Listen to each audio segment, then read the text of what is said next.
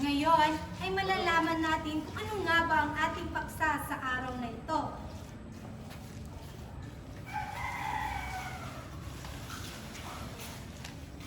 At ito ay ang elemento ng tula.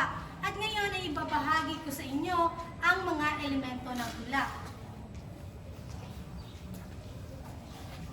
Una ay ang sukat, kung saan ito ay tumutukoy sa patig ng bawat tultod na bumubuo sa isang sakno, kung saan ito ay tumutukoy sa paraan ng pagbasa. Halimbawa, ang isda. Isda. Ito ay may dalawang patig. Pantig. Sabi? Ay, halimbawa na, Adriana. Ayaw, Adriana, ikaw tapos ikaw. Ito yung gas. Yan yung minibasahon. Ha? Yan yung minibasahon. Kanya, pagkumuman. Sige. 1, 2,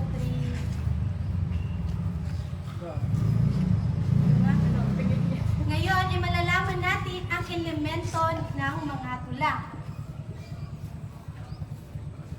Ang una ay ang sukat, kung saan ito ay tumutukoy sa bilang ng pantig na sa bawat taluktot na bumubuo sa isang sakno. At ito ay tumutukoy sa paraan ng pagbasa. Halimbawa, ang salitang isda, kung saan ito ay may dalawang pantig. Isda ko, Mari, Riles, kung saan ito ay may 8 pantig.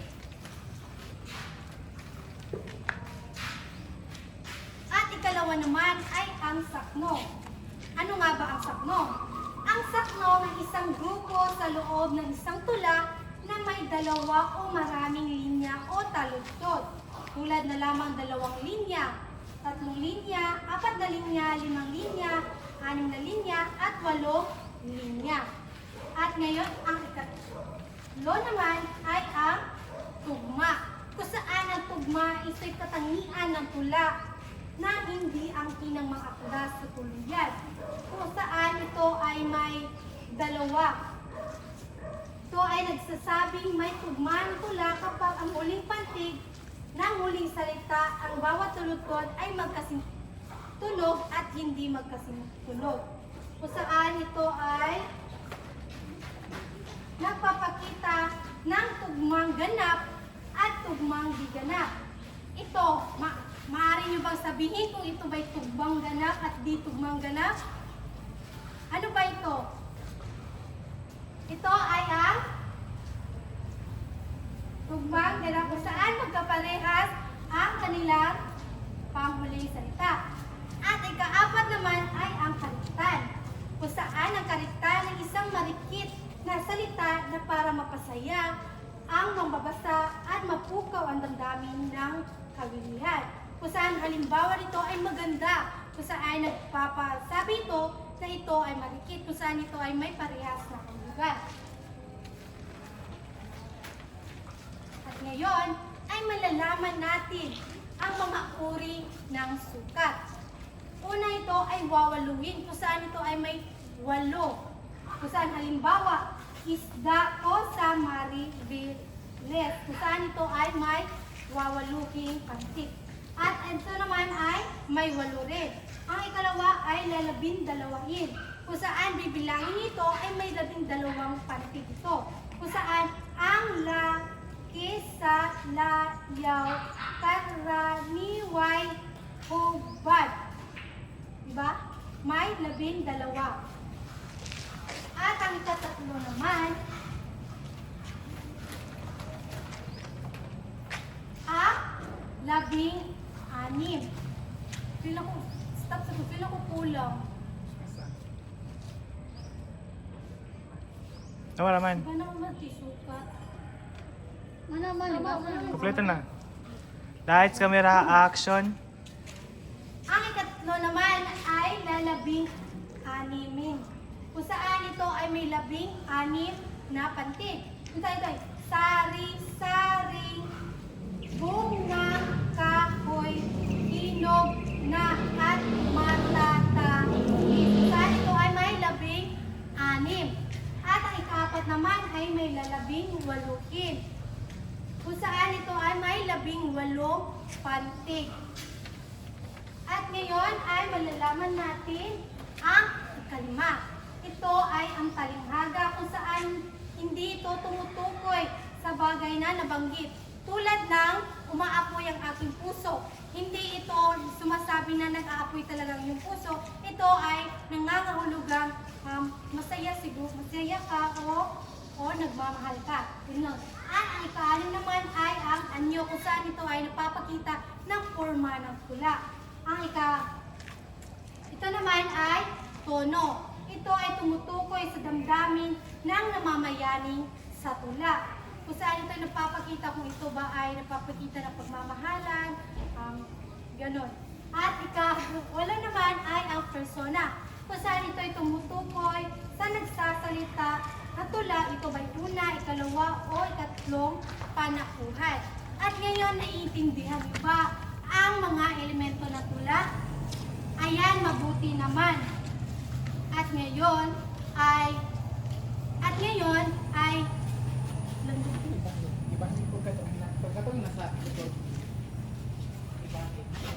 siwasa ko ito. Balik ko tanan. 1, 2, 3. At ngayon, naiintindihan niyo ba ang mga elemento ng tula? Ayan, at mabuti naman. At ngayon ay may mga katanungan ako kung kayo ba ay talagay basta good day din siya mo tindog.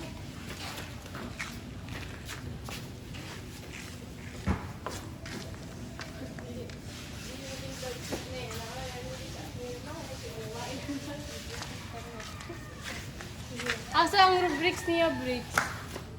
Hindi ko na. Kasi mag-isip, bit-bit, pagbira. Butang na sa kartondahan.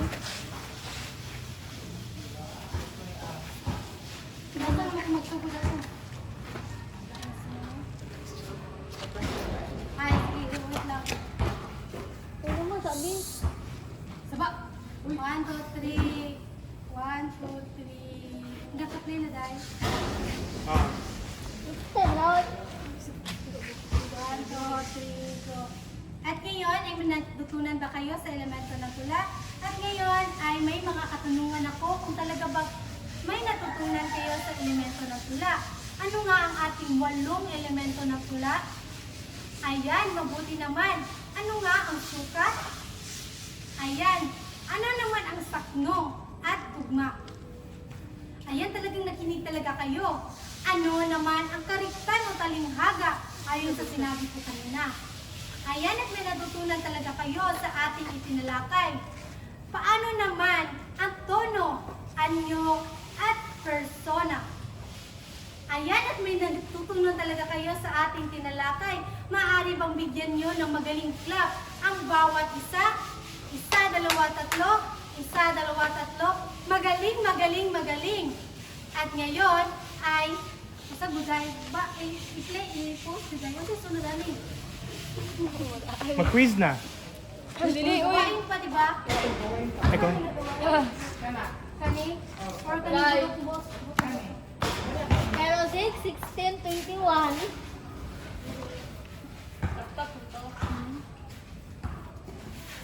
Sige. Sige, dai. Sige, dai. Wait lang. Itulok ha ang kuan. Ibalik ko dadal sa pikas na ita. Lalapat. Ay, umano man din na. Sige, Lalapat. Mana? 1, 2, 3. Go. Ayan at may natutunan talaga kayo. At upang masigurado kung may kaalaman talaga Palag. 1, 2, 3, go. at upang masigurado na inyong kaalaman ay mapalawig sa buday. Action. Hindi ko at upang masiguro na ang At upang masiguro ng iyong kaalaman ay Wala na po estudyante. mapalalawig pa. Pagkakaroon muli tayo ng isang gawain. Sige, sige. Go. 1, 2, 3, go. At upang masiguro na inyong kaalaman ay mapalawig pa, magkakaroon muli tayo ng isang gawain. Kung saan ito ay pinamagatang unan mo ako. Ano? Panuto. Ulat ito Ito lang panuto. Hindi naman po panuto. Ang panuto kay ingon na rin dapat. ay kuwan, di ba? Panuto kay basahin nyo ang mga ang tulang ito At suriin. isuriin kung anong elemento ay hanapin ninyo kung saan ang elemento. Sumurot nyo na ito sa bukong doon. Suriin ang mga elemento na Nadara, ah. ilagay dito sa isang talaan niya. Ay, nagbibigay ako na. Sige, go. At masiguro. Go, May. Hagis mo. Bato pa. Nari ah. Ano na na? Mga isang taon niya. Wala, di hunong nara. Wala lang gunong jazz. Okay, 1, Ano, 2, di ba? 1, 2, 3, go. Sige na, biglas pa. At upang masiguro ang inyong kalaman, ay mapapalawig pa, magkakaroon muli tayo ng isang gawain. Kung saan ito ay pinamagatang unan mo ako. Sa inyong nakikita ay meron tayong talahanayan dito at isang tula. Kung saan ang tulang ito ay maaari nyo magbasahin ng maayos at suriin upang ilagay ang elemento ng tula dito. Naiintindihan ba ang panuto? At ngayon ay maaari na kayong magsimula. At bibigyan ko lamang kayo ng 5 minuto at sa kaparehas sapagkat niyo gagawin ang gawain ito. At ngayon ay magsisimula na ang 5 minuto. At ngayon ay tapos na ang inyong 5 minuto. Maaari niyo bang... Wala, usab dahil walay bantay. May pilit pa na. Ano na ba? I-cut na gud na.